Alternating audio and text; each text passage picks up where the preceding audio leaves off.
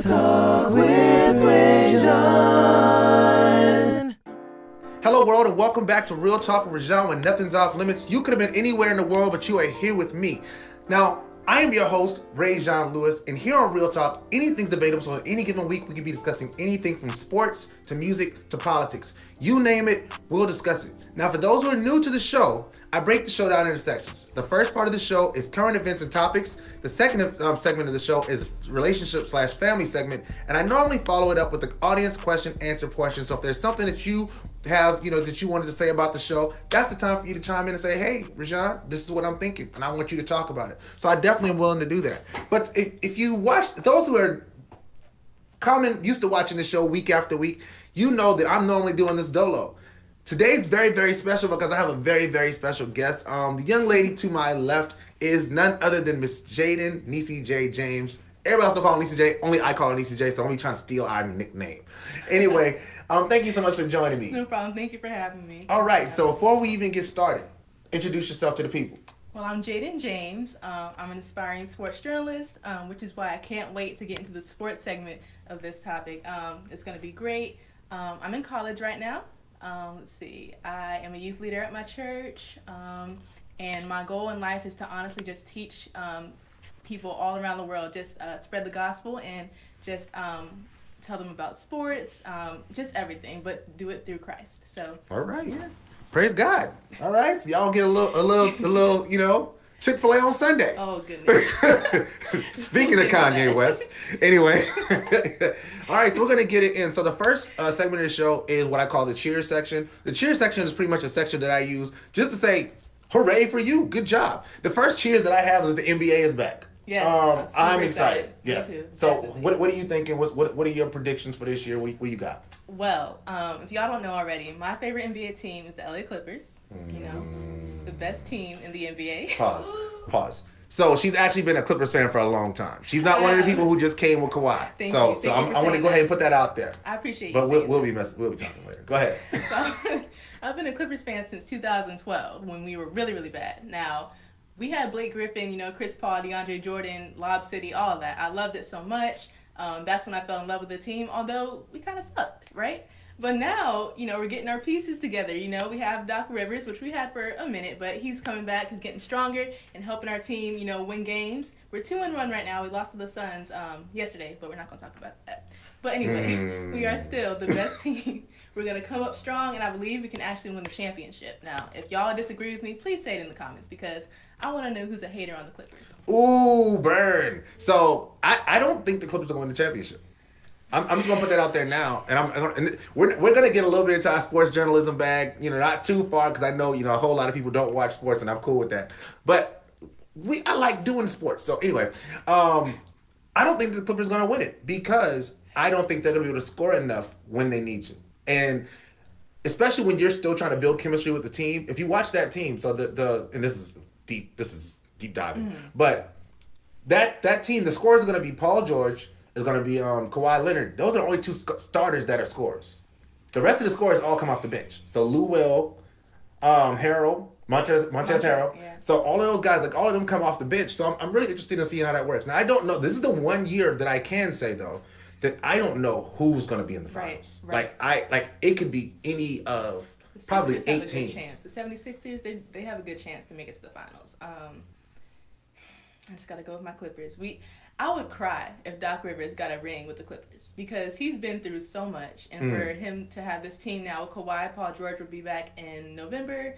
To have this team, we run deep, I think. I think we have great bench players as well who can come up and step up their game.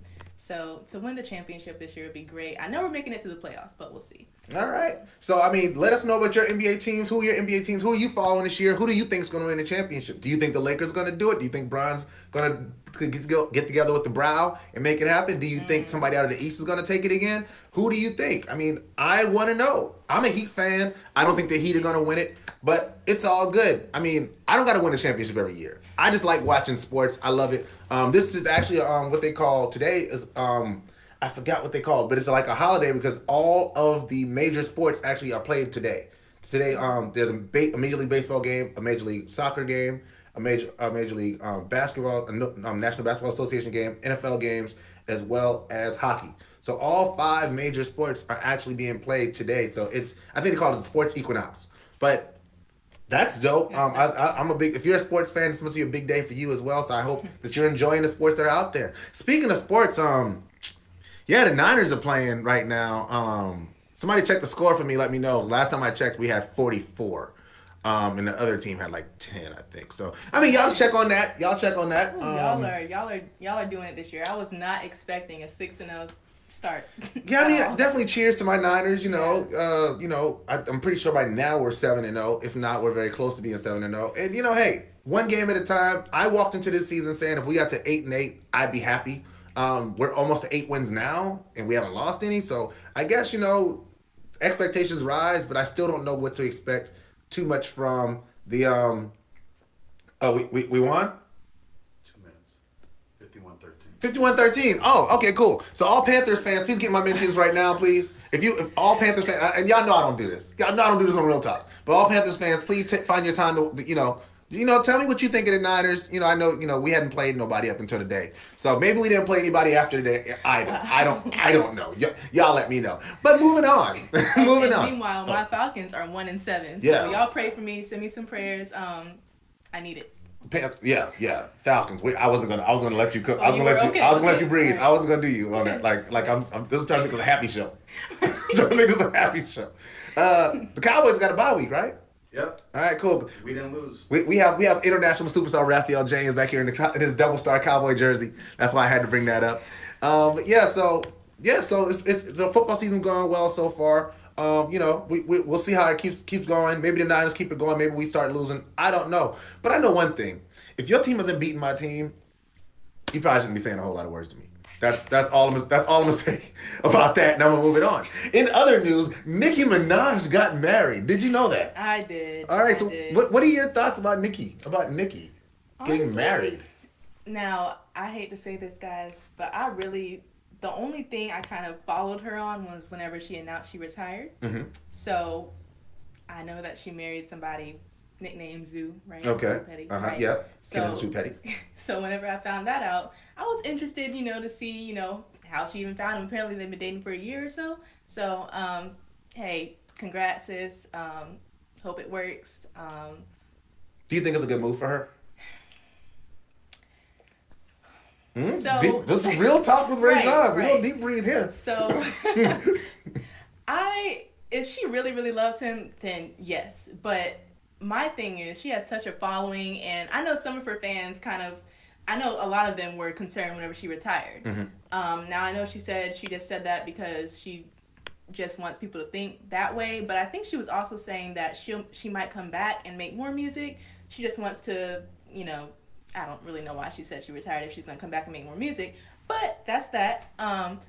If she really loves this man and if he really loves her, I've just seen so many relationships go wrong and turn especially the music world. So I'm praying for her. Well, I mean, if she is, and I'm a big proponent of marriage. If Right. she's found the person that she believes that she's Exactly. supposed to be with for the rest of her life, it's not for us to really have an opinion on one way or the other. Just wish her the best, and hopefully it works out. If it doesn't, we've all seen situations where these stars have gotten Yeah. married, and it didn't work out, and then fire music came out of it. So if we get dope music Right, out of it, right. then hey man, Right, yeah. your struggle is your struggle until you share it with us, and then it's all ours, and we can share it.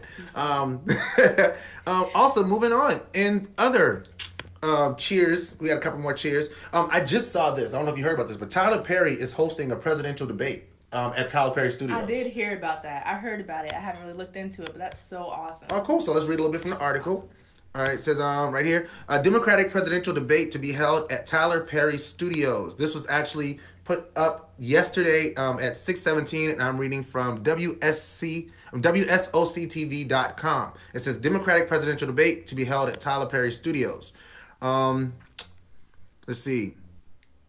TP Studios is a model for Georgia's vibrant film industry, an engaged corporate citizen, and an exceptional location for a Dem debate. Looking forward to welcoming candidates to Georgia on November 20th. After talking about last week about him opening these massive studios, which on what used to be Fort McPherson in Georgia, this is an amazing move forward. This is amazing, yeah. That's, I mean, when you talk about black excellence, like breaking new ground, like to have a brand new studio and to host something as magnanimous as a presidential debate, like that's amazing.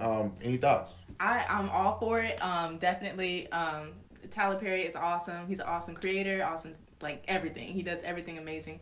I want to see the studios one day. I just want to go to the thing and just look at it and admire it. You know, the work is amazing, and the fact that the Black Panther was filmed over there. So this is just great. I'm so happy for him. Seriously, this is amazing, and I can't wait. I can't wait for this. I mean, just another level, man. Yeah. Like there are levels of this. Like there's fame, there's fortune, and then there's legacy. Right. There's generational wealth. And you know, the one thing that I'm you know, when I think about this stuff with Tyler Perry, especially with my career, is now I'm hoping that he's doing estate planning, that the legacy will continue after him.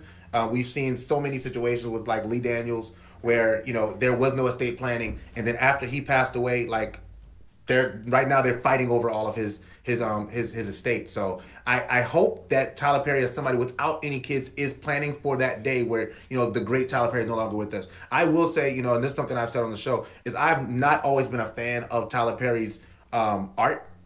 I'll you know, say his art, but I definitely have always been a fan of his grind, of his story, and of his production, like his willingness to work and be the blueprint for so many of us who are dreamers.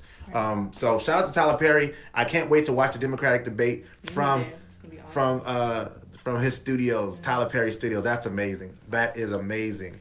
Let's see. Lee Daniels. Lee Daniels. Not John Singleton. Not Lee Daniels. You're right. John Singleton. Sorry. See that's professionals, man. Okay, I'm about to get on you on camera. You doing the rest of this show. One other happy, which isn't really a happy, but it's more like I guess that's a good thing. And I'm gonna leave you out this one because I don't want you to have to touch it and not and say something that'll get you incriminated in the future. So big news that today it was announced that ISIS leader Abu Bakr al-Baghdadi is dead. He was a leader of ISIS, and he was actually killed in a raid last night. And actually, he wasn't killed. He committed suicide with a suicide vest, and he also killed 3 of his young children that he had with him that he sort of was dragging along with him during the raid. So I'm not happy that a person is dead, but I am happy to say that the work that our military and our, you know, brave men and women in uniform are doing out here is still being done. I hope that there's still a large amount of respect and admiration for the things that people are doing. They're risking their lives and to keep our country safe from people who would mean us harm. No matter how you feel about the current administration, regardless of how you feel about a lot of things that go on in our country, the one thing we cannot disagree on is the fact that the people that we send, the men and women that we send out from this country, are our best and brightest, and they're doing amazing work to keep us safe. So thank you so much to every man and woman, servicemen, Coast Guard, Army, Air Force, Marines, Navy even. Yes, I said Navy even. Who keep us safe, because without you, our country we would not be able to do the things we're able to do, exactly, and we would not have the freedoms we're able to have. Anything you want to say on that? Everything you just echoed. Boom. Yeah. All right, cool. See, I got you. I got you. I will not walk you down the alley, I promise. All right. So let's move on to the topics. All right, cool. I'm gonna let you drive here. All right. Where do you want to start us off at? Let's start with Trump and his comments on lynching. Ooh, yes. Okay, cook. All right. So if you guys haven't heard, he made a tweet, correct? All right, talking about his impeachment, right? And he said that the process was kind of along with the process of lynching. Okay. And he said that, and he got a lot of backlash for it. Even some people in his party even were like, you know, why would you use that word, right? Tim Scott was one of those people. He said that he understood, you know, his rejection of the process, but he's like, he shouldn't have used the word lynching. Lindsey Graham, however, agreed, saying that it was a lynching, and that everything that Trump was going through was un-American. So, in my opinion, he should have not touched that word at all. There's so much history with that word in general for you to be saying that and comparing it to what you're going through. And, you know, as African American, I know our history and everything that we've been through in regards to lynching, and for him to compare his current situation to that is absurd. So The one thing that I found, and that really will come through our what did he say segment. So anytime I found that self-awareness is important. Self-awareness is important. And one thing that we are not afraid of on Real Talk with Rajan is to attack the issues as it pertains to our current administration. But I always want to make sure that I come from a standpoint of fact, and then then I'll give my opinion. All right. So it says Democrats condemned President Donald Trump this week for using the word lynching to describe his impeachment. Republicans responded with a counterattack. Joe Biden said the same thing 20 years ago as a senator, and Virginia's lieutenant governor used the term in February of this year. So apparently his response is that they did it too. So if I murder someone, but other people murdered people, would that be okay? It would not. If I called someone out of their name, but someone else did it too, would it make it okay? It would not. We cannot use kindergarten rebuttals for things that are wrong. Wrong is wrong is wrong is wrong is wrong.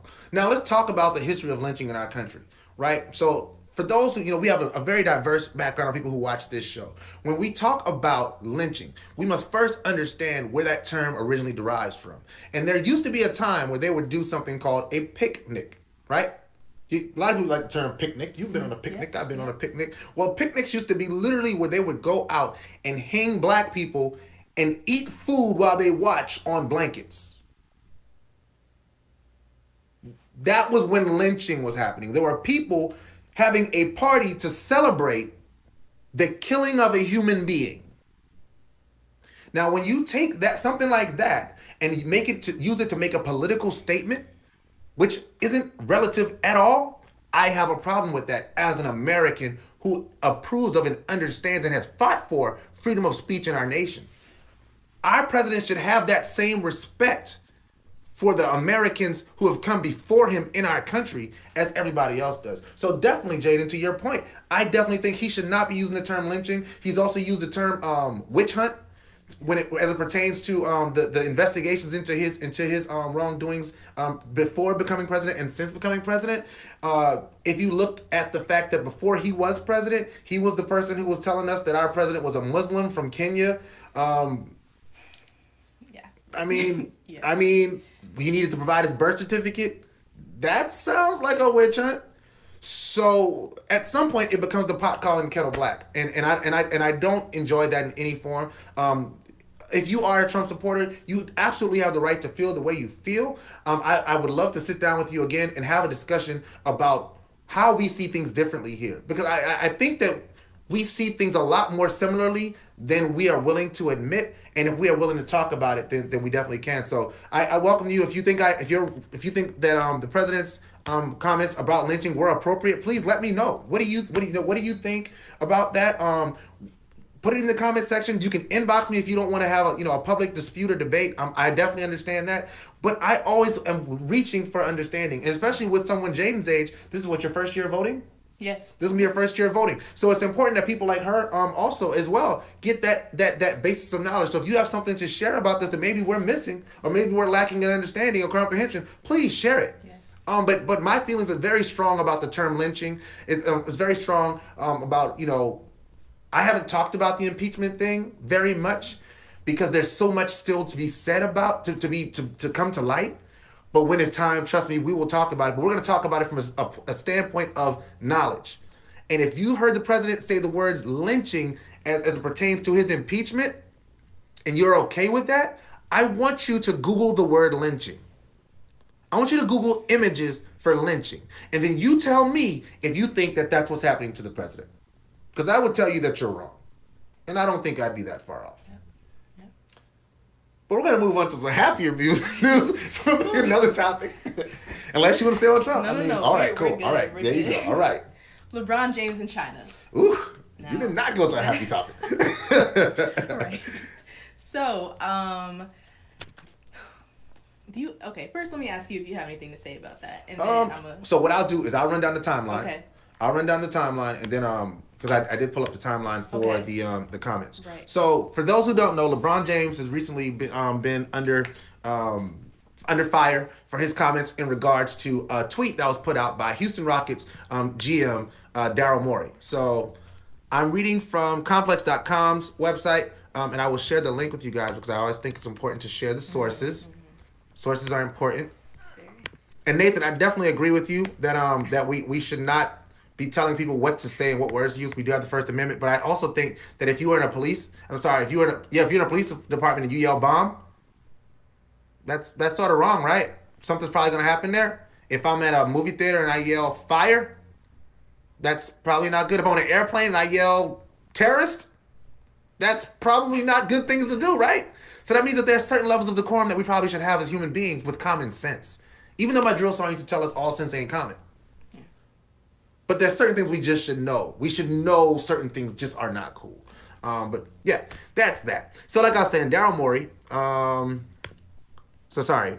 Let me go back to the top. So it says when it comes to international expansion, the NBA has been far ahead of its domestic rivals for years. Ever since David Stern took the reins as commissioner in 1984, the league has focused on eclipsing the boundaries of the United States with a specific emphasis in China.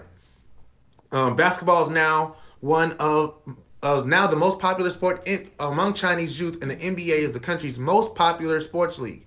Shortly becoming the Chinese president in 2012, Xi Jinping caught a Lakers game and cheered on Kobe in Los Angeles. Scroll down. The issue is now dominating sports. Oh, sorry, right there. Oh, man. I lost my track. Sorry. So, pretty much, Daryl Morey. So, there's a revolution going on in Daryl Morey, in China, and Rockets GM Daryl Morey sent out a tweet. Now, so there was political tension in China and since, beginning of 2019 with the way that the country is being run. On Friday, October 4th, 2019, Daryl Morey tweeted out. He tweeted, "I stand with China." I'm sorry. He said, fight for freedom, stand with Hong Kong. So that was Daryl Morey, a representative of the Houston Rockets and the NBA. Not a player. Right. And just putting it out there, Houston is probably the most popular team with people in China because of Yao Ming. Correct. They are definitely one of the most popular teams there because of Yao Ming. So Daryl Morey tweets out, fight for freedom, stand with Hong Kong. It says, given the strong emotions involved in the China-Hong Kong dispute, the tweet sparked outrage. Morey has received copious hate tweets and death threats. Later that night, the Rockets organization, including owner Tillman Fertitta, tried to distance himself from Morey's tweet, basically saying, hey, we have no idea why this guy said that. We had nothing to do with it, so don't blame us. That was literally his response. Right. That is crazy. So the tweet says, listen, D. Morey does not speak for the Houston Rockets. Our presence in Tokyo is all about the promotion of the NBA internationally, and we are not a political organization. Pretty much saying, hey, he speaks for himself. Mm-hmm. Now, as an NBA representative, it's kind of hard to do that. I use my good friend Raphael James. When he says things, he has to be very careful of the things he says because he represents a larger organization, which makes absolute sense. Rajon Lewis does not represent a larger organization outside of Rajon Lewis, so Rajon Lewis can say what he wants. But when you're Daryl Morey, when you're being paid millions of dollars to represent an organization, that comes with certain things. So after that, now we have the NBA players who were there for their preseason. Mm-hmm. One of the teams that was there was the Los Angeles Lakers. Mind you, Daryl Morey apologized for his statement on October 6th because he represents a larger organization. Yeah. Now, if it's me, I don't apologize unless I feel like I did something wrong. Right. All right, cool. So that's October 6th. October 7th, the NBA commissioner, Adam Silver, clarifies the NBA stance that he he has no opinion on Daryl Morey's tweets, but he did say that they're not going to punish him. And then October 14th, LeBron James comments. Now, it just so happens that the Lakers were there playing the Nets in preseason games, and LeBron James comes out and says, I don't want to get into a feud with Daryl Morey, but I believe that he wasn't educated on the situation at hand, and he spoke. All right. So, there are a lot of reasons why I think LeBron said that, but my main reason is because he has a business with China, so he has about millions and billions of dollars over there in China, right? Mm-hmm. And he doesn't want to sacrifice that, over a tweet. He doesn't want to seem like he's siding with Daryl Morey, but he also doesn't want to seem like he's against it, because, of a freedom of speech, right? Mm-hmm. I think he's in a kind of a tough situation with that. But like I said, I think it's more of a business standpoint, the reason why he addressed it the way he did. Now, Daryl Morey definitely should have waited to tweet that instead of tweeting it or retweeting the freedom in Hong Kong while they were there, in China. That's definitely a bad move. Since then, China has stopped airing the Rockets games. Right, yeah. Because they do not believe in free speech. Right. Right. That's not happening there. So they stopped airing the Rockets games. I don't know if the relationship with the NBA has changed at all. I think they're still mad. They still don't want to have any, I believe the games are they're still not showing NBA games. Right. I don't think so. Yeah. So they don't want any ties with them.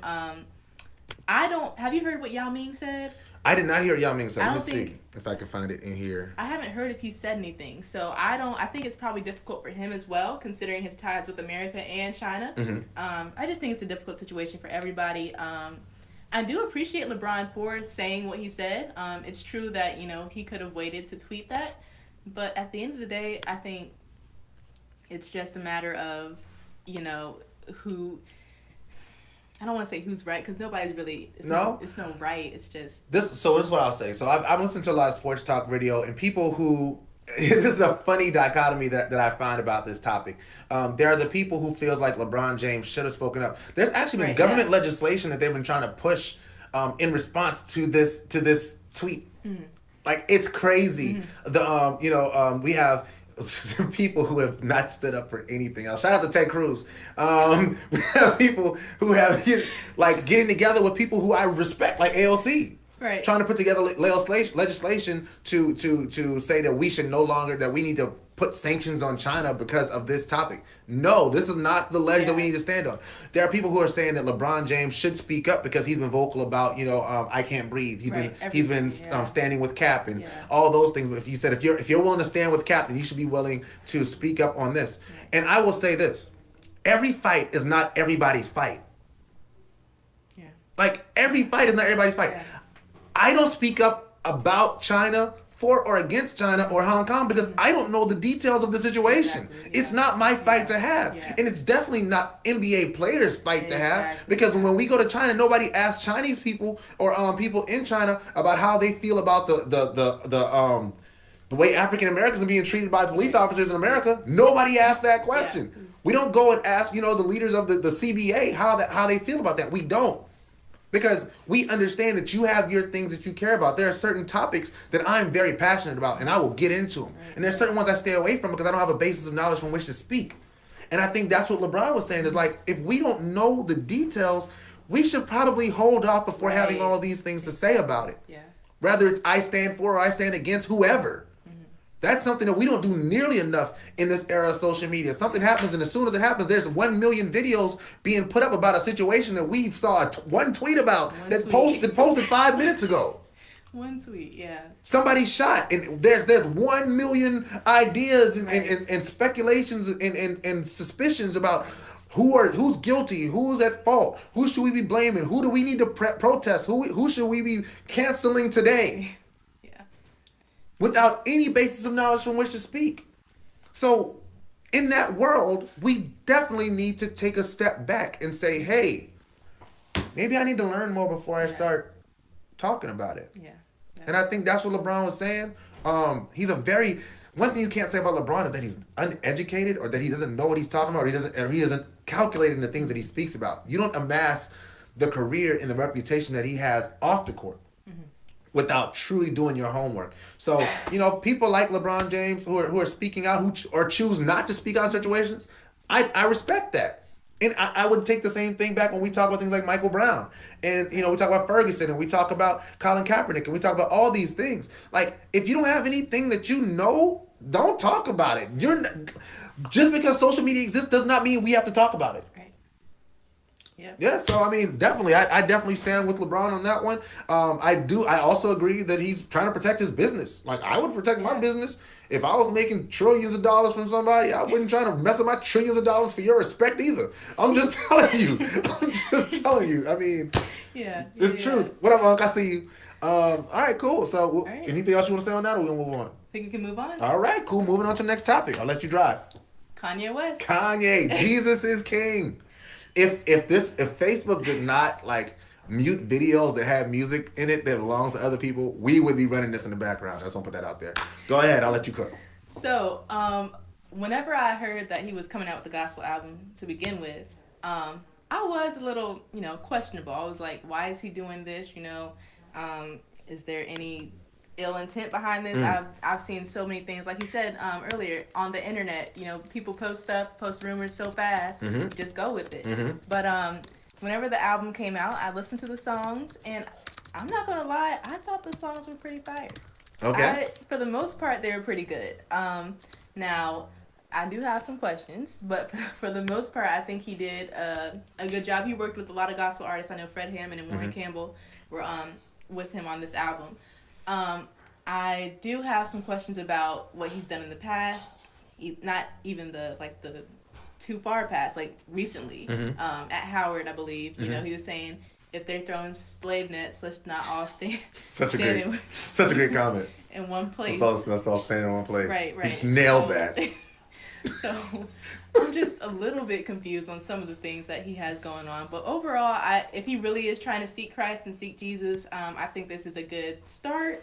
However, I do think some of the things that he's done, he really should have just done under the radar and not pronounced to social media. His Sunday services, if y'all like that, y'all like that. For me personally, it was all right. I think he's trying too hard, and at the same time, he needs to just, go into himself and just stay away from social media, stay away from all these people, and really think about what he's doing. If he really wants a true relationship with Christ, or if he's just doing this just to do it, that's just my opinion. But the album was pretty decent. All right, cool. So I'm gonna come from this from two standpoints. Two standpoints. And so, because they're two totally different things, I think we're having two totally different discussions when we're talking about the Kanye West album. I want to start musically. Musically, it's not the best Kanye West album. I think if Lecraes had those beats, it would have been a much better album. Right. I think when you're talking about being able, like, I expected much more creativity when you're talking musically from Kanye West. I definitely respect the fact that he took that chance to make that music. I would have liked for him to bring in more Christian style rappers. I appreciate the fact that he tried to bring the secular artists to talk about, like he had the clips talking about, Jesus and everything, which is dope. But I would have liked to see, if he was going to do a gospel album, I would have liked for him to really embrace the gospel rap community. I feel like a Kanye West could have added a level of validity to some of those artists that are fledgling, like a Bizzle, a Ricky Righteous, The Truth. All these people that have been doing gospel rap really well for a really long time. Lecraes really comes to the top of mind. Even though Lecraes won a Grammy, I think not last year, but the year before. So I think Kanye, musically, it's not his best album. It's to me a B-level gospel rap album, as somebody who's heard a lot of gospel rap. But it's Kanye West, so more people are going to listen to it than would ever listen to a Lecraes or listen to those other people. So in that way, you're bringing people over to listen to songs about Christ, which brings me to my second point. Spiritually as a Christian, this is one of the greatest things I've ever seen in my life. And I'm going to tell you why. Because if our job as Christians is to make people talk about Jesus and learn about Jesus and know about Jesus, then that's all he seems like he's trying to do. It doesn't sound like this is a money grab. This probably will not be the highest selling Kanye West album. He just seems like he's on a journey. And as someone who did not grow up in the church, who did not grow up, going to church every Sunday and, with all, knowing all the prayers and being able to quote scriptures all the time. Like, people will tell you, like, in 2000, you met me in 2004, 2005, like, I was quoting Jay-Z lines like they were scriptures, because that's what I knew. But once I got to know Christ and I began that journey for myself, yes, I started embedding scriptures into my vernacular. I began my walk, but I had to start my walk. Your walk begins with one step. Exactly. You cannot begin your walk without taking one step. Now, people may say, well, he's using it. Why use the music to do that? Well, the devil used music to bring people away from Christ. to bring people away from God. Mm-hmm. And if our jobs as Christians is to lead people to the light and to lead people to God, then we, as the Christian community, we should be welcoming that young man with open arms and giving him guidance. What song was that where he was talking about Christians judging? That was Hands On. Yeah. Hands On with Fred Hammond. Yep. So when he talks about that, he says I'm gonna make a gospel album. Tell me what you heard from the Christians. Yeah. They'll be the first ones to judge me. Make me feel like nobody loves me. Like that's sort of what happened, right? Yeah. Like that's sort of what it was literally. And I listened to the album, and like I said, I listened to the album 3 times just to make sure, like all the way through, like I wanted to get the feel for it. Right. He was working, and it wasn't a situation where somebody was just, okay. Snoop Dogg released a gospel album last year. Yeah. All right, y'all. Yeah. Snoop Dogg, Snoop Doggy Dogg, Doggy Style, Snoop Dogg. Sexual Seduction, Snoop Dogg released the gospel album. And nobody said nothing. But we don't like Kanye West right now. And this is where our personal biases get in the way of our spirituality. And that's a problem. And I guess the reason why we don't like Kanye is because for his support of Trump, we typically don't support Trump. Also because of, what was it? And then his speech at Howard. Just crazy things, that he's done in between this. If he, moving forward, if he can continue, spreading the gospel and speaking Jesus and stuff like that, I think would be okay, but we'd still have a little iffiness if he still supported Trump. Right. I think. Well, if you look at, let's go back and look at Kanye's career, right? Right. One of Kanye's biggest songs is Jesus Walks. Right. One of his biggest songs is Jesus Walks. Yeah. And I remember the fact that, like when that song came out, it was on College Dropout, it was his first album, and that song came out, and they started playing it on gospel radio. You're right, Nathan. They did start playing it on gospel radio, and it's not a gospel song because he curses on the song. So that should have probably given you a hint that wasn't, he used words that definitely were not, typical for gospel. But what that lets you know is that young man has he has it's in him. Yep. Like, you don't make a song like Jesus Walks with that much soul. When he performed it at the BET Awards, he brought out Yolanda Adams to perform it. So that means he has a level of knowledge when it comes to Christ. The problem with Kanye West is that Kanye West can't get out of Kanye West's way. And Kanye West he's the type of guy, he's used to being the smartest person in a room full of dumb people. And it shows every time he speaks. He thinks that he's saying things that are really profound. And he's not. He's just a dude that talks in the barbershop and nobody else in the barbershop knows what he's talking about, so they agree. But when you get out of that barbershop and you step into a realm with people who actually know what they're talking about, you tend to find out that you're sort of dumb unless you have lots of enablers who are telling you that you're right. And that's the problem with Kanye West. And I'm hoping that this journey that he's on gets him out of that mindset. That's the one thing I did not hear in this album from Kanye West was me, me, me, me, me. Right. I did not hear the me, me, me, me, me in this Kanye West album. Every Kanye West album you've ever, and I've heard every Kanye West album probably 70 times. I listen to Yeezus a lot. That's my jam. But it's always been about him. That in and of itself should be a idea to somebody that this man, I don't think he's playing with this. Yeah. Now, let's say 3 years from now, he's back to making cussy cuss music. And, this was all, a short-term thing. But he brought souls to Christ who listened to the album and said, I want to know this God, this Jesus that he's talking about. Isn't that what we're... Like, I keep going back to that. Yeah. Like, is that not the point of this? Is that not what Jesus said? We should not, as Christians, make people feel like nobody loves me. Regardless of what they do, we all have a past. Every saint has a past, and every sinner has a future. Right. Every single one. I trust me. I'm not perfect. I got my flaws. And Kanye West definitely. I've come on here many weeks and bashed Kanye West for the things that he said and the things But this one here, I'm with him on this one. If he's on a legitimate journey, and that's really between him and God. Yeah. That's and that's another thing. Yeah. It's not for us to judge his walk. Exactly. And honestly, we're called to just pray for, that's what he's talking about. Pray for him at the end of the song. Lay hands on him. Mm-hmm. That's what he was talking about. We got to pray. he's our brother, you know, brother in Christ. Even if you want to believe it or if you don't. Yeah. Now, one thing someone said was that how can we bash Kanye, but remember we were praising Justin Bieber for leading praise and worship. Yeah, same thing though. Yeah, to me, right. same thing. Yeah. Like the fact that these people, as light as we may take it, these people in the world have much more ability to reach the masses than us highfalutin. How you doing? I'm blessed. Right.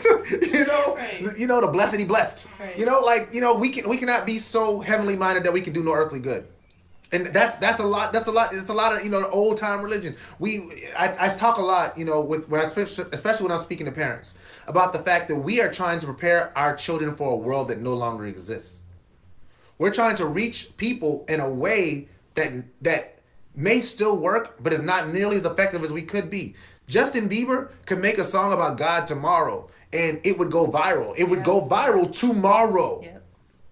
That would lead a lot of souls to Christ. Yep. Again, the purpose of it. Now, this is not a religious podcast at all, but truth is truth, facts is facts, and what I believe is what I believe. On Real Talk with Rajon, I'm going to give you real talk about what Rajon thinks, and I'll never shy away from what I know when it comes to God, period.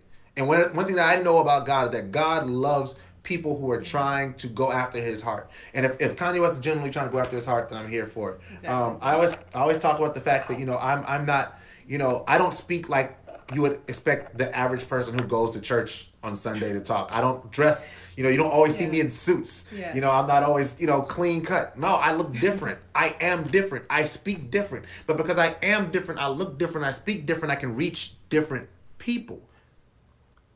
If I leave the world, I can never, ever get back. I can never reach those people in the world that God created me to reach. And I believe there are certain people that God created Kanye West to reach. Yeah. And he may be an imperfect messenger. Right. He may be an imperfect messenger. But do we kill the message because we don't like the messenger? No. Something to think about. All right. Let's see. Thank you guys for watching Real Talk with Rajon while you find the next topic. Yeah. Thank you guys for watching Real Talk with Rajon. This is Real Talk with Rajon. I'm your host, Rajon Lewis. My co-host this evening, guest co-host, Nicki J, a.k.a. Jaydn James. That's Jaydn James. Yes. Got it right. She's an amazing young lady. She's aspiring sports journalist. So when you see her on the big screen, she probably won't be breaking down these topics these ones, but she'll probably be hard on these sports topics. Now, yes. I want to take a pause real quick to cheers you up, because I didn't cheers you up when this happened. But you met one of my favorite up-and-coming aspiring sports journalists, Miss Taylor Rooks. How was that for you? That experience was absolutely amazing. Y'all, I've been looking up to Taylor Rooks since I was a freshman in high school. I've always looked up to her. Never have I ever thought I could meet her, seriously, in contact with her. That's amazing. And I was so blessed to have that opportunity. And I also met my favorite NBA player, Chris Paul. Okay. I was going crazy. I saw he had the clean white kicks on. Right. Those are nice. I loved Chris Paul. He's an awesome player. So how did that happen? How did you end up meeting? So I talked to her. They had an event in North Carolina A&T. Mm-hmm. And so I talked to her, and she was Go like, Aggies. Yeah. She talked to her. So we met up there, and it was awesome. Got to talk to her about sports journalism. Got to meet Chris. He talked about business. It was a great event. And overall, I loved everything about it. She loved my t-shirts that I made. Mm-hmm. I made a t-shirt of the black sports journalist, my favorite black sports journalist. Taylor Rooks was on it. Jamel Hill, Sage Steele, Carrie Champion, Maria Taylor, Rooks, and yes, Ross Gold Unwood, my favorite black woman that knows sports. They're on the shirt, and I will be selling those shirts soon. Oh, so plug! If you guys want to buy those shirts, I look up to those women so much, so it's awesome, and I want to shine a light on black women doing great things, especially in the sports community. All right, black women doing great things, and you are definitely a black woman doing great things. Well, I am so proud of you. I really appreciate I'm proud of your journey. So let's get into another topic. What you got? All right, Gina Rodriguez. Cool. Let's talk about it. Yeah. On her Instagram story, there was a video of her, and she was singing a rap song. And the rap song had an N-word in it. Mm-hmm. And she sang the N-word. And people kind of... What song was it? I can't remember what so then I gotta find it. I can't remember what song it was. But people went crazy. People went off. People were like, she should have known better. You know how you listen to secular music, kids, and they bleep out the lyrics without saying the actual lyrics. They're saying she should have done that. She was in the moment and she was just saying it, and so she wrote an apology statement saying that I apologize to people of color. I didn't mean to offend you. This was not my intent, and I should have never done that. Should have thought first before I did it. So my opinion on that is, number one, I don't think she did that intentionally. But I also don't think she should have posted it. I think somewhere in her she should have been like, oh no, I just said the N-word. Maybe I shouldn't post that video on my social media page. But that's one part of it. Another part of it is, see, she's not an African-American woman, so a lot of people have problems with people that aren't African-American to say the N-word because of the history, obviously. But at the same time, she was singing a song, so I'm like, should we hate her for saying it, or should we just let her sing a song? I mean, it's in the song, songs are catchy, and also 69, Tekashi 69, okay, he said the N-word in one of his, or he's been saying the N-word recently, not, recently, but in his songs and stuff like that. Daniel Hernandez. So.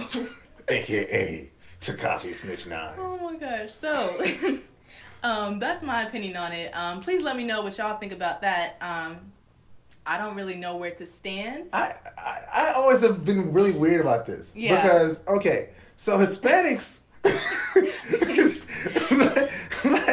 so especially if you meet like people from New York, like Hispanics from New York, they say it, man. With no problem. Like they say it way more than black people.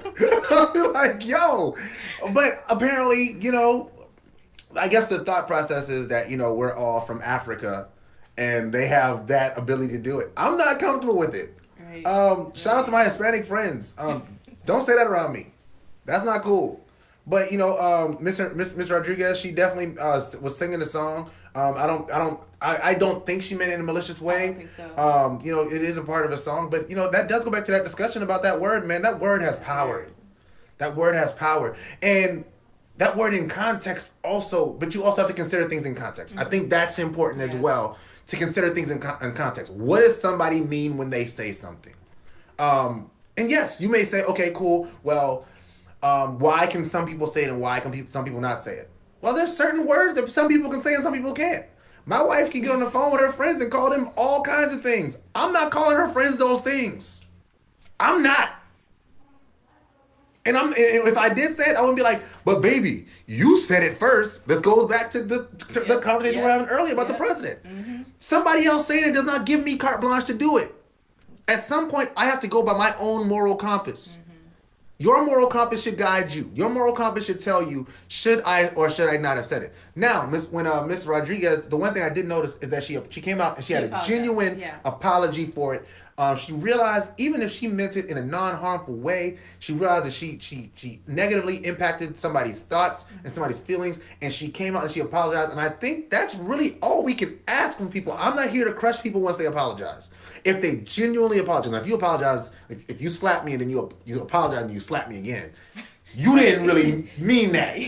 But if you mean it, if from the bottom of your heart, you're contrite, and I think this young lady definitely was. I'm willing to give her, a pass myself. But again, I'm not the entire black community. I don't speak for the entire black community. I only speak for Rajon Lewis, a Real Talk with Rajon.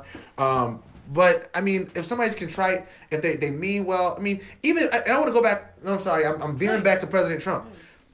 My issue with President Trump is not the things that he says. It's that he says them and he means them. He doubles down on the things that he said that are hurtful and harmful to people. He doesn't say, hey, if the thing that I said was hurtful or harmful, that was not my intention. I'm sorry. No, he says it and then he says, I said what I said. And I have a right to say what I want. And then people back that. That's the problem that I have.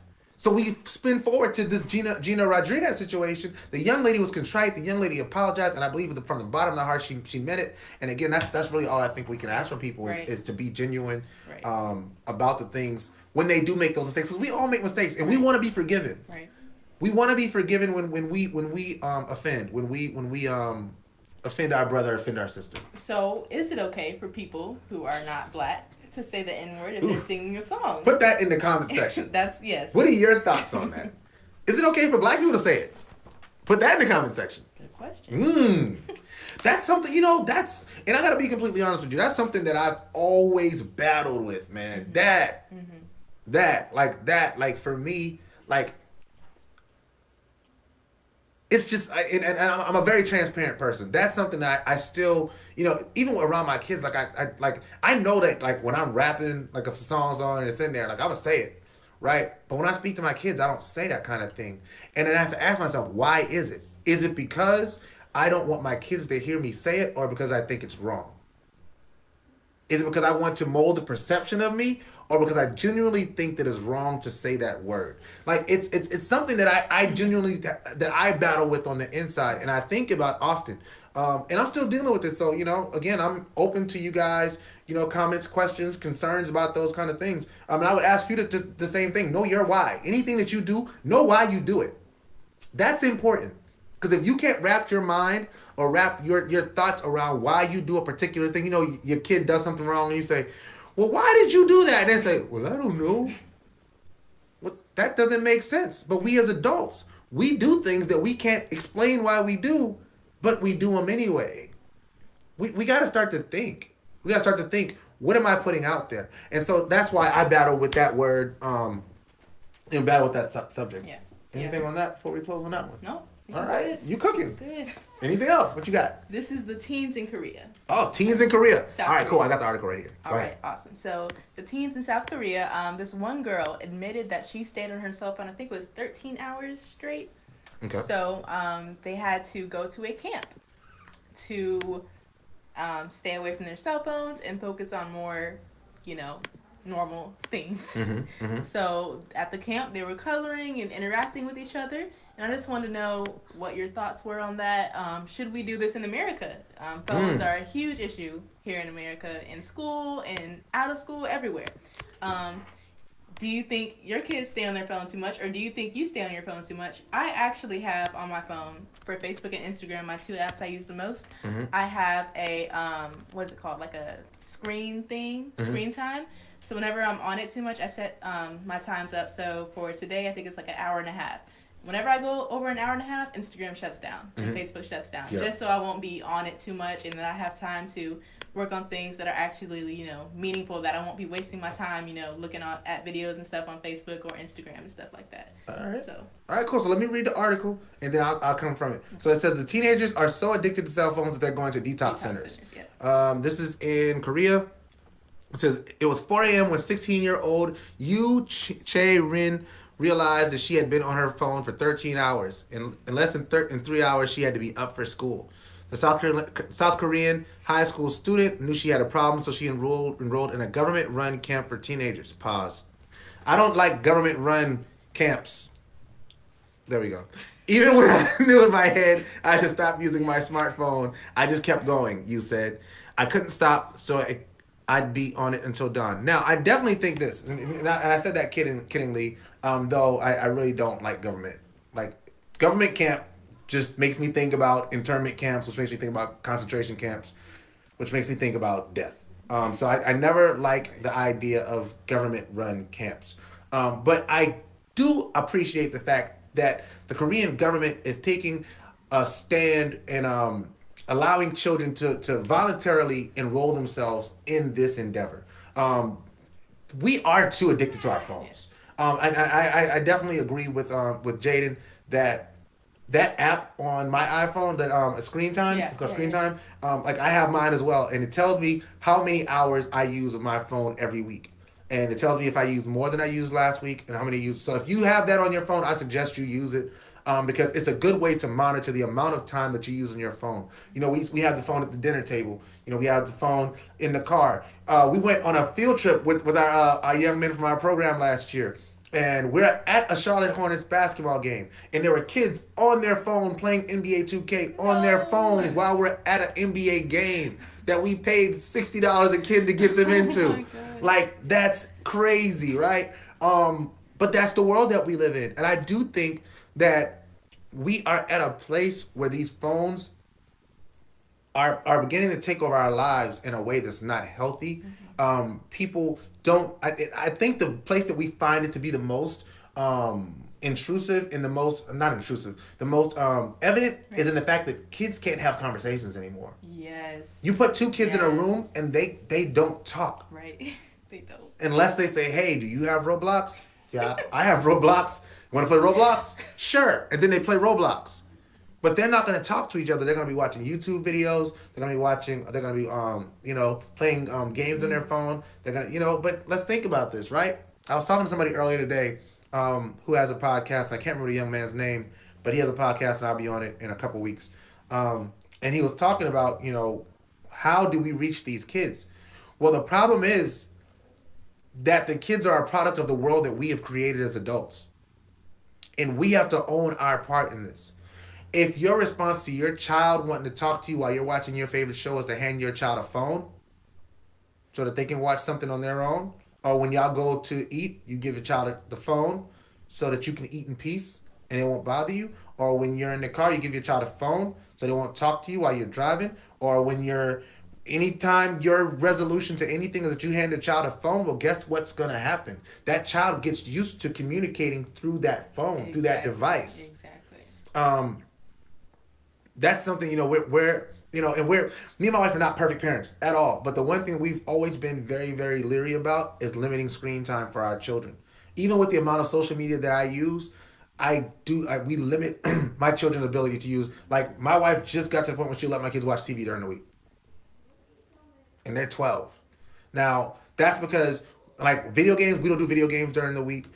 We don't do, those kind of things, which now they can watch TV. So shout out to me for being a great dad for letting them, anyway. But no, because it's important that time, I've had kids who can play, who can beat every level on, who gets all the most kills on, what's the game? Fortnite, but they don't turn in any of their homework, but they can tell me about all the kills that they got last night. That doesn't happen because a kid has been doing the right thing the entire time and then they decided, I'm going to get addicted to this game. No, they've been using that device since they were very, very young. And that device just became the devices they play Fortnite on now. Or Apex. Or whatever it is that they're playing, Roblox. Or Minecraft. Or whatever it is that they're playing. Like we have to get away from these devices. One, because they're taking our data. And that's a whole nother issue for another day that we're not going to get into tonight. But it's not healthy for our children. It's not healthy for our children to be on the device that much. Now, if that's, and again, and I want to make sure I say this, I got to preface this. I'm not calling you a bad parent if that's your approach to things. What I'm asking is that you look at why you do that and how helpful it is to your child. Because I'm pretty sure your kid isn't on Quizlet studying for the test. I'm pretty sure they're not doing quizzes. I'm pretty sure they're not on Khan Academy. I'm pretty sure they're not on Alex. I'm pretty sure you don't know what any of those things were that I just said. All of those are educational tools that you can use to help your child study for things. ABC Mouse. ABC 1, 2, 3, ABC Mouse. Mm-hmm. Right? If you don't know what any of those things are, but your child's on a device all the time, that may be something that you want to examine. Again, I'm not knocking anybody's parenting style because each of us parent differently. But you have to ask yourself, what is my child getting out of this? And what kind of adult am I making? What kind of adult am I building? Because we build the world that our children walk into. And if what we teach our children is that electronic devices will solve all your problems, then we have no recourse when they're addicted to electronic devices. So, with that being said, yeah, man, and I guess that's going to be our family segment. We just talked about family, so boom, boom, boom. What else you got? So, let's see. I'm going to let you cook. I think this is probably going to be the last one that I have right here. Yeah. So, are the Clippers and the Lakers a rivalry? No. Hold on. Yes, they are. They are a rivalry, but... So, a hammer and a nail are not a rivalry. Okay. They're opponents. But if the hammer's job is to knock down a nail, and the hammer's knocked down the nail 17 times, and the nail has never knocked down the hammer, that's not a rival. Okay, wait. They may not like each other, but I'll make them a rival. So LeBron said that in the post conference. He was like, after they lost, he was like, no, it's not a rivalry. I disagree. I think it is a rivalry. I think at least it's going to make its way up to that. The Clippers are, I know, they're different, and they haven't been rivals in the past. You know, it's just been, the Lakers been the hammer. Yeah. Hammer nail. Yeah. So, but now we have competition. They just lost to us. I think it's a rivalry. Stephen A. Smith said it was a rivalry as well. There are a lot of people who don't think it's a rivalry. Stephen A. Smith says a lot of dumb things. I hope you watch it. I love Stephen A. Smith. But I used to love Stephen A. Smith. I hope you're watching. But I agree with him though. I think it is a rivalry. Please let me know in the comments if you disagree or agree. You said you don't think it's a rivalry. I don't think it's a rivalry, and I'll tell you, Lakers Celtics is a rivalry. Well, the thing is, it's over time. I mean, if the Lakers and the Clippers did not play in the same building, we would not ever mention the Lakers and the Clippers in the same sentence. That's really the best way to explain it. That's what makes it a rivalry. They play in the same building. They have the same city. Do they? LA teams. Okay, we're gonna go back to that statement. Do they? Do they have the same city? LA. I mean, they're in the same. They're in the same. But do they have the same city? I'll put it this way. Right. The Rams and the Chargers both play in LA. Right. Are they a rivalry? No. So that in and of itself does not make you a rivalry. Now I will tell you this: Clippers fans want to beat the Lakers really badly. Yeah. That doesn't make you a rivalry. My little brother could want to beat me in basketball all he wants to. If he never beats me, it's not a rivalry. A rivalry is I beat you, you beat me, we go back and forth, we butt heads. When I see you, it's on sight. That's a rivalry. Right. I think it would become a rivalry through time, though. It would, in order for it to become a rivalry. Okay, let's think about NBA rivalries. What are the NBA rivalries? Basically, whenever. Name the teams. Okay, LA and the Celtics, like you said. Yes. All right. So how many times did they play in the finals? A good bit. A lot. The entire 80s was Lakers Celtics finals. Right. Yeah. Well, and some won, and some won the others. Okay, I'll give you a great example. Okay. Cowboys and Bills. Are they a rivalry? No. They played in the Super Bowl, two times straight, back to back, right? Are they a rivalry? No, they're not. Because the Bills never beat them. Would the Bills love to beat them? Yes. In the Super Bowl, definitely. Right. But it's not a rivalry. In order to be a rival, in order for it to be a rivalry, I have to consider you an equal. Right. If I don't consider you an equal, it can't be a rivalry. You're just a person that want to beat me. And there's a lot of people who want to beat me. It makes sense? Makes sense. I'm not, and you can walk away from Real Talk and y'all still feel like Lakers Clippers a rivalry. I'm just telling you, until the Clippers beat the Lakers. And I don't mean 1 year. I mean year after year to the point where the Lakers we gotta beat the Clippers. Right. The Lakers they don't think about the Clippers. Do you know what the Clippers do when they play home games? So the Lakers, do you know what they put up in the rafters when the Lakers play? I know. They have banners. Do you know what the Clippers put up? They put up pictures of the players that play for the team. I don't want to talk about it. That's why we're gonna win a championship. That's not a rivalry. I'm just saying. You don't have your own stadium. Like the big joke with Lakers fans is y'all are renting space in our building. If I'm the business owner, if I'm the building owner and you rent a room, you're not my equal. Oh, wow. We're not the same. Am I off? Okay. We're not the same. You're around. Sure, you see me, you may say, hey, I could own this building one day. You probably could one day. But it's gonna take a whole lot of work for you to get there. Yeah. Okay. You rent a room, bruh. Okay. That's fair enough. I don't even think they get to use the locker rooms. Hey, but they are. I think they are built. They're working to build their own stadium though, and I think that would help them to become a rivalry. If they had their own stadium in the city of LA, and they had their own fans, and they weren't getting booed at their own home games against the Lakers, then you could consider it a rivalry. Mets Yankees. Yeah. Mets Yankees. Yeah. Well, that's my girl Jay. Hey, I'm sorry, Jay. You know I love you. You know I love you. Hey, man. So I wanted to talk about one more topic.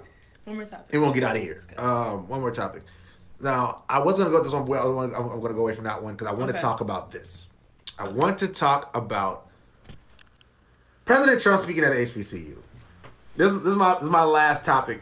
I'm gonna close out on this topic because this is an important topic to talk about, and I don't want to talk about it from the standpoint that a lot of people are coming at it from like how could you HBCU let President Trump speak at your college? No, I'm not going to come at that because he's a sitting United States president, and anytime a United States president comes to speak at your facility, that's an honor. Regardless of how you feel about the person, that's an honor. He's the president of the United States. You respect the office, and you place respect where respect is due. I would never disrespect the office of the presidency. What I do take offense to is this. If you, as the president, make a purpose of it to speak at an HBCU, the students of that school should be able to attend your event. It makes absolutely no sense to come to an HBCU and not allow the students of that school to attend that event and bring in people from out of state that you fly to that place unless your specific purpose is to make it look like an HBCU supports the initiatives that you are putting out there erroneously. And that's my issue. When you specifically make a point of it intentionally to mislead the American people, I have a problem with that. It's disingenuous, it's unkind, it's uncouth, and it's uncool. Anybody that supports that, I want you to understand that is my key point of opposition. That is why Senator Kamala Harris pulled out of that initiative and is doing another initiative on another event on the same day, along with Columbia Mayor. Shout out to Columbia Mayor Steve Benjamin, who is hosting that event in which those students from that HBCU can attend. That shouldn't have to happen. If President Obama would have spoken at Princeton University and said, I'm sorry, conservative Princeton University students who may disagree with me, you can't attend. I'll let 10 of you attend, but I'm going to bring in a whole lot of people from other colleges and other places who agree with me to make it look like I got a lot of people that agree with me. We would have a problem with that. We would have a problem. I would have a problem with that because I try to be fair. Now, there are some people who wouldn't have a problem with it because they're inconsistent. I try not to be inconsistent. I don't talk from both sides of my mouth. Fairness is important. As the President of the United States, you serve all American people. You do not just serve the people that agree with you. Yep. You don't. You do not have the ability or the latitude that is not a part of your job description is to serve the people who agree with you. If you believe that your criminal justice reform bill was that important to the African American community, then maybe the people at the school, the African Americans at the school, which were a copious amount, probably should have had an opportunity to come and support you. Unless you don't think they would have. What you got, Raph? I hear you. Should the president have allowed that to happen? The president of the college? Great question. Should the president of the college allow that to happen? No. I believe that when you are in the position of power for a school. When we talk about, College of Charleston, you had former President McConnell, not McConnell, was it McConnell? Yeah, President McConnell, now President Sue. You talk about, Charleston Southern University, the Citadel. They have a say in what happens at their schools. And I believe that the college president needs to be called to task for this one. Not because he allowed President Trump to come. No, again, that's an honor for the president to speak at your facility. But you don't let people use your school for optics, especially when you're at HBCU and you know the history of African Americans in our country when it comes to education. Especially when you're talking about a bill as big as a criminal reform bill. If this First Step Act was so important to African Americans, then African Americans should have been able to come and say, hey, President Trump, thank you, we appreciate you. Or, hey, President Trump, we disagree with you and here's why. I think he was scared. Do I think he was scared? Yes. Yeah. We cannot be this country. We cannot be a country of I will listen to you as long as you are willing to agree with me. We can't. We can't. And we also got to call out nonsense when it happens. What happened in Columbia at Benedict College is a travesty. Only 10 students that are enrolled at that school were allowed to attend that event. Every other person that they brought to that event was flown in from somewhere else because they agreed with President Trump. And that is a problem. We cannot be a country. We're not one nation who all agree. We're one nation under God, indivisible, with liberty and justice for all. We'll become much more indivisible when we are allowed, when we decide that we're not going to not talk to people because we disagree. Just my thoughts. Period. Anything on that? Nothing else on that. Everything echoed perfect. Praise God. All right, cool. So I guess we're going to wrap it up there. I want to just throw this question out there for you. Is Steph Curry a Hall of Famer? Yes or no? Just plain simple. Steph Curry is a Hall of Famer. Okay, thank you. And anybody who says that, Michael Jordan. and anybody who says that is one trying. I could do an hour on this, but I'm not. Right. Michael Jordan is one of the pettiest people that has ever graced the face of the earth. And if you don't believe me, I want you to go back and watch his Hall of Fame speech. Michael Jordan, I'm going to say this again, is one of the greatest basketball players that ever played a game. I'll never take anything away from him on the court. But he's also one of the pettiest people to ever grace the face of the earth. He cannot stand for anyone else to receive any praise near his. He's cool with you praising other people as long as you don't compare them to him. Right. Remember, because he loves Kobe.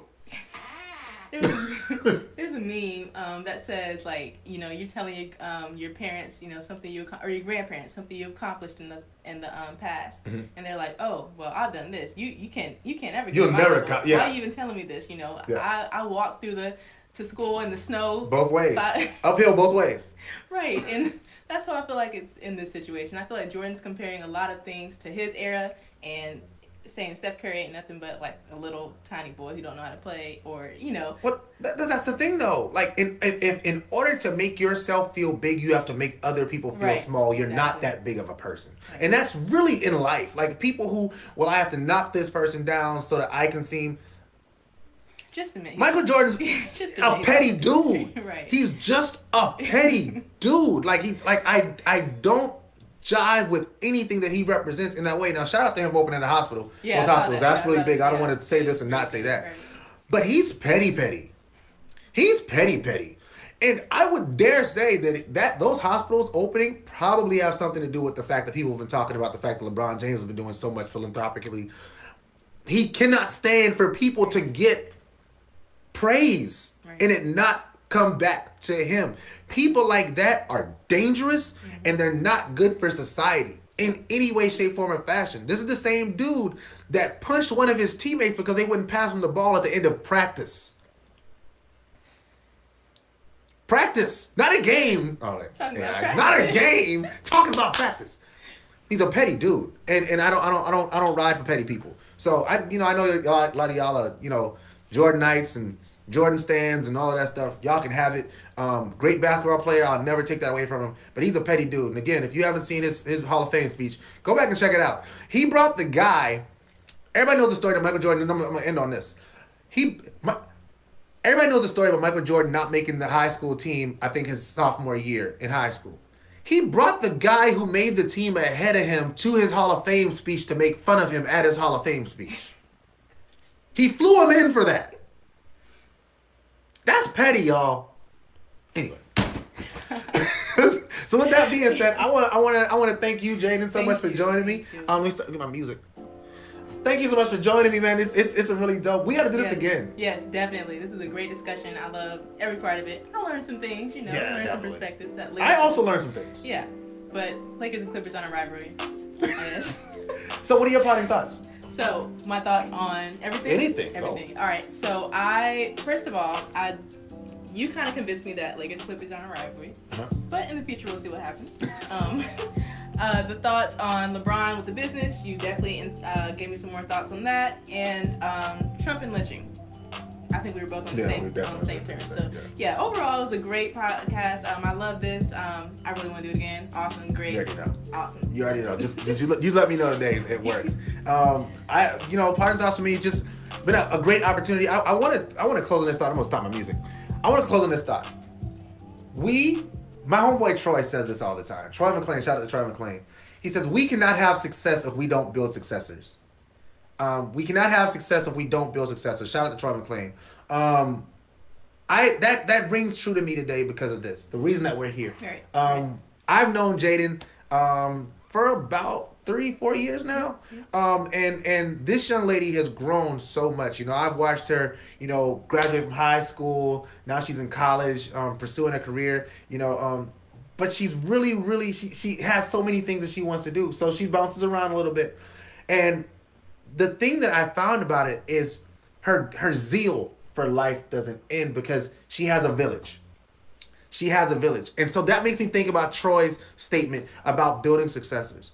Jaydn is able to keep the fire that she has burning because every time that she says, I have this dream, I have this goal, there are adults and there are people in her village that are willing to step in and say, hey, how can I help you get there? You're definitely one of those people. Praise God. Yeah. You know, there's so many kids that are out there who are dreamers, who have major dreams. When they say, I want to do this, people tell them, no, you can't.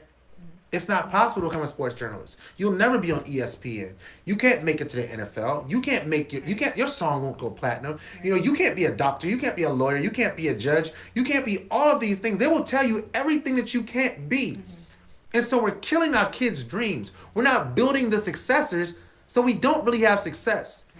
If you have a business, if you're successful in your private enterprise, whatever it is that you're doing, I would not chasten you, but it would behoove you to find one young person and teach them about what it is that you do.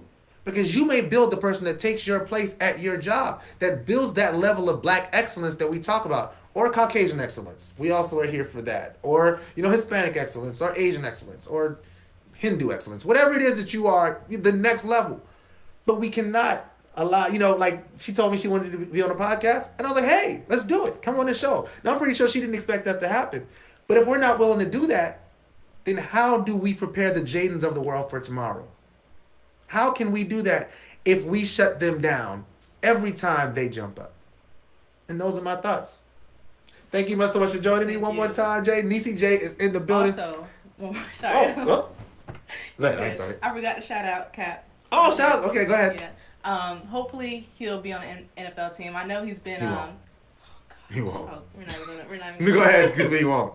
I saw something that came out that said he's still working out. You know, he still wants to play in the NFL. So hopefully, you know, all these quarterbacks getting injured, y'all hit up Cap, you know. But you say he won't, so. He will never play. He will never play in the NFL I again. guess. And I loved Cap. Yeah. With that note. Oh well. Oh, wrong song. That's what it was. All right. Thank you guys so much, man. Thank you. Thank you so much for watching this week. Reminder that the show is now split into 2 parts. On Wednesdays, I interview my local celebrities, and on Sundays at 7 p.m. is my normal live show. This week on the Real Talk Rajon Local Celebrity Spotlight shines on Fleming Shady Moore, who is a mayoral candidate for the town of Somerville. Join us on Tuesday night actually, at 7 p.m. where we're going to be talking about his plans for the town of Somerville and how he plans on making improvements. What does he see needs to be improved? What does he see that's been done well? By the way, shout out to Mayor Wiley Johnson. Still love you, homeboy. You're still the homie. If you are doing something in the community that you would like a light shined on, please reach out to me on the Real Talk lines. That's 843-900-6847 or 843-900-6847, or you can email me at realtalkwithrajon@gmail.com so we can discuss getting you on the show. You can also go to my website, and on my local celebrity spotlight section of my website, the form is right there for you to fill out. Make sure that if you go there that you pick Wednesdays, because I only shoot on Wednesdays, and pick dates that start in December because I'm booked out to December. Yeah, we ballin'. Anyway, if you'd like to be made aware of when I go live, because sometimes it is unscheduled, please be sure to click the follow or subscribe tab and turn on your notifications so that you'll know when something new has been posted to the page. In the meantime, please follow me on social media to stay up to date with what's going on with Real Talk with Rajon. On Twitter, I am at Real Talk Rajon. On Facebook, I am at Real Talk with Rajon. On YouTube, subscribe to my channel. I am at Real Talk with Rajon. On Periscope, I am at Real Talk Rajon. On Instagram, I am at Real Talk Rajon. Feel free to leave comments, questions, and whatever else you'd like to say in the comment section or in the message section. I love reading your messages and getting your feedback, even if it's negative. This is very important. If you watch the show and you completely disagree with what I say, Let's talk about it. Don't just shut me down and say, I'm not going to listen to this guy because I disagree with him. Let's meet for coffee. Let's hash it out and let's figure it out because I'm here to learn. I'm here to grow. I'm here for information, not affirmation of what I already think. So please reach out. Rajan, I'd love to talk to you. I love the opportunity to meet your acquaintance. I'm also accepting invitations for speaking engagements and event hosting opportunities. If you'd like for me to speak at or host your event, you can request me through my Facebook page or you can email me at realtalkwithrajan@gmail.com. Thank you for joining me. Thank you for watching. And in closing, always remember that God is everything and without him, we are nothing. So never forget where your help comes from. And also, if a man doesn't stand for something, he's bound to fall for anything. Now that is real talk. See y'all on Tuesday. Peace.